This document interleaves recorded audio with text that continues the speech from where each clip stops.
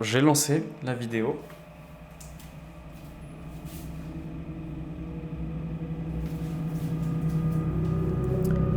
Quand tu veux. Cette histoire s'est passée il y a environ une dizaine d'années. Ça s'est passé dans mon entourage proche. C'est l'histoire de ma petite sœur. À l'époque, elle avait à peu près 6 ans. Elle était encore en maternelle. Alors que c'était une petite fille tout à fait normale, qui n'avait aucun problème, qui avait la joie de vivre, qui était heureuse et qui faisait des bêtises d'une petite de 6 ans avec ses amis, ses frères et tous ses camarades. Du jour au lendemain, elle a commencé à être de plus en plus aigrie, de plus en plus froide, de plus en plus colérique, sans raison apparente. Et ma mère a même été jusqu'à interroger sa professeure des écoles pour essayer de comprendre si quelque chose se passait. C'était une petite, bien que très jeune, qui était très intelligente et très studieuse. Elle avait des notes un petit peu moins bonnes à l'époque, donc on supposait qu'éventuellement elle boudait, elle n'était pas contente de l'idée d'avoir des moins bonnes notes. Mais il a commencé à se passer quelques événements, à savoir, ma sœur commence à avoir des intérêts sexuels pour ses professeurs.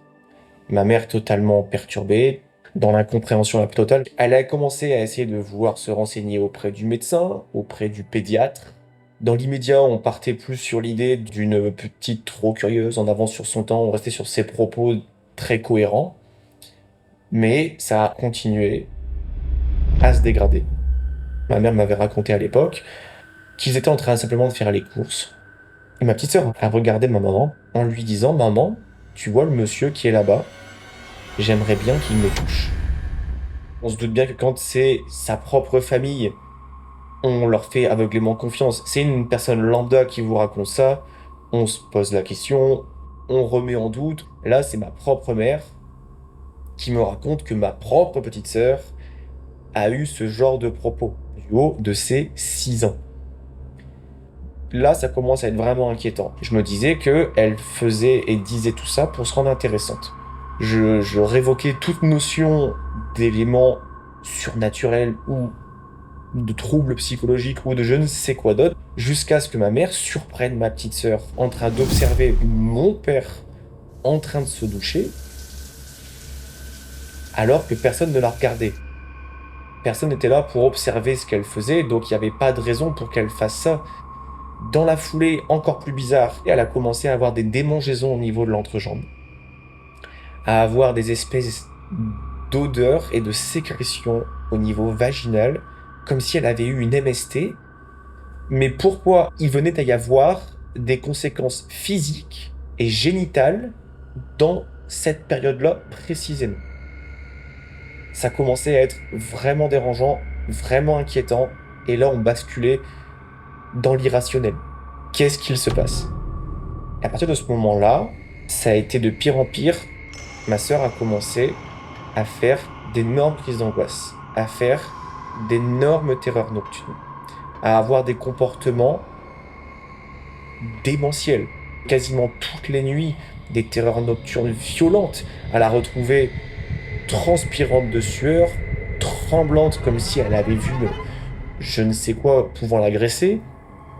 Il y a même un soir où on entendait un bruit répétitif bizarre, comme des clics. On ne comprenait pas d'où ça venait, on a éteint le son pour se rendre compte, est-ce qu'on est fou ou non, est-ce qu'il y a bel et bien un bruit? Et on s'est rendu compte que ça venait de l'étage. Ma sœur était la seule au lit, j'étais avec mes parents et mes deux frères. On est monté et nous avons retrouvé ma petite sœur debout dans le noir face à l'interrupteur de la lumière, en train d'appuyer machinalement la lumière, le regard vide, fixant le sol sans aucune raison, et ça durait déjà depuis plus d'une demi-heure. Ma mère, terrifiée, sans plus aucune solution, sans plus aucune notion de raison, elle a commencé à en parler autour d'elle, à défaut d'avoir un pédiatre et un médecin qui lui trouvaient une solution. Il y a deux personnes en particulier qui lui ont retenu son attention, la marraine de ma petite sœur et notre voisine, qui s'appelait Babette.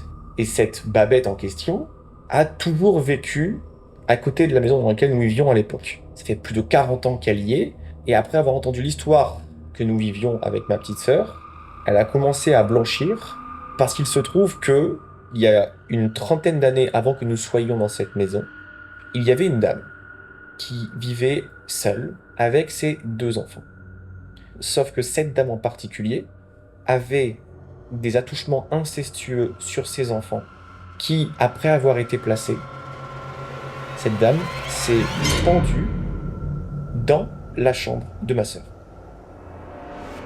Après que ma mère ait appris qu'un événement aussi horrible se soit passé dans notre maison, qui plus est dans la chambre de ma sœur, avec des caractéristiques traumatiques pour des enfants sur des thématiques sexuelles, ce qui correspond au genre de comportement que ma sœur exprimait depuis plusieurs mois, désespérée et maintenant convaincue qu'aucun médecin ni aucun scientifique ne pourrait apporter une réponse concrète à notre problème, ma mère avait parlé de cette histoire à la marraine de ma sœur qui lui a dit: écoute, tu n'y crois ou tu n'y crois pas, je connais une médium très réputée qui pourrait éventuellement t'aider. Je te laisse son numéro, tu en fais ce que tu veux.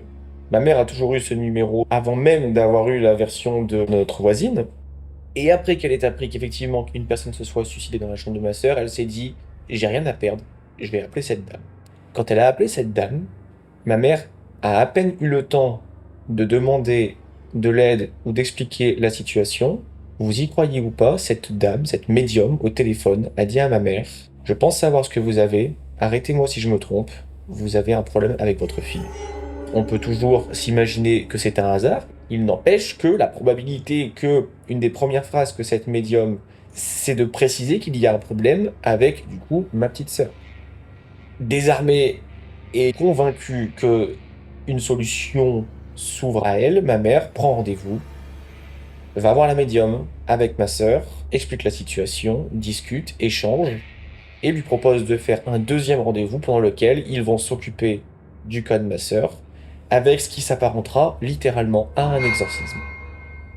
Le rendez-vous arrive, ma mère, ma petite sœur, se retrouvent dans une pièce, le cabinet de cette dite médium.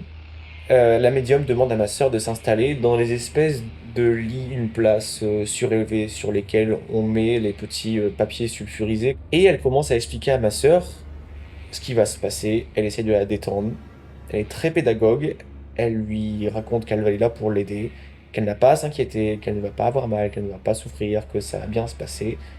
Ma sœur lui fait confiance et la médium lui explique qu'il faut qu'elle ferme ses yeux, qu'elle se détende, qu'elle va faire des incantations, des paroles, des prières, des chants. À partir de ce moment-là, la médium va commencer à tourner dans la pièce, à se rapprocher de ma sœur et à disposer ses mains un peu comme un magnétiseur le ferait au-dessus du corps de ma sœur qui, je vous rappelle, a encore les yeux fermés, qui ne voit pas ce qu'il se passe. Donc elle ne la touche pas. Et à partir du moment où les mains de la médium arrivent au niveau de l'entrejambe de ma sœur, de cette manière, sans toucher ses parties, sans toucher ses jambes, sans toucher son corps, ma sœur commence à avoir la réaction, elle grimace, elle commence à trembloter, et elle commence à dire à la médium: je sais pas ce que vous faites, je sais pas ce qui se passe, mais ça me fait mal, ça brûle. La médium commence donc à expliquer à ma sœur qu'il faut qu'elle lui fasse confiance, et elle doit expliquer à la médium ce qu'elle est en train de voir. À ce moment-là, ma sœur, toujours les yeux fermés, dit à la médium: j'ai peur, je vois le monsieur qui vient me voir tous les soirs au bout de mon lit. Ma sœur continue la description de ce qu'elle voit. Un monsieur, debout, en train de la fixer, immobile, comme elle le vit tous les soirs quand elle est dans son lit. Et elle décrit ce monsieur, souriant, encapuchonné et sans visage. La médium lui dit: ok, c'est la personne qui te met mal depuis plusieurs semaines, on va le faire partir, qu'est-ce que tu vois d'autre? Ma sœur explique que elle voit une deuxième personne, qu'elle ne la connaît pas. C'est une vieille dame, assez costaud, des cheveux bouclés, un peu violacés, et une tache un peu violette au niveau du nez. Cette description est suffisamment précise pour que ma mère puisse comprendre que ma sœur vient de décrire ma grand-mère paternelle, qui est décédée. Ma sœur ne l'a pas connue. Elle ne sait pas qui c'est. La médium comprenant cela, elle lui explique tout simplement que c'est une espèce d'ange gardien, qu'elle est là pour la protéger et qu'elle peut rester auprès d'elle. À partir de ce moment-là, la médium va dire à ma sœur de fixer intensément le monsieur sans visage, de ne pas avoir peur, qu'elle peut essayer de se sentir en sécurité et que dès qu'elle sent que ce monsieur est beaucoup trop proche d'elle, qu'elle crie, qu'elle hurle, qu'elle souffle, qu'elle expulse tout ce qui est possible, comme si elle essayait de le repousser. Une vingtaine de secondes après ça, ma sœur se met à hurler, tremblante, à cracher, à souffler, à faire exactement ce que la médium lui a dit. Et juste après ça, la médium va se rapprocher du visage de ma petite sœur et inspirer tout ce que ma sœur a essayé d'évacuer, comme pour transférer le mal en elle. Après ça, elle a rallumé les lumières, elle a essayé de réveiller ma sœur de son état de transe, elle a essayé de calmer ma mère, ma sœur, tout le monde pour qu'on revienne à un état normal.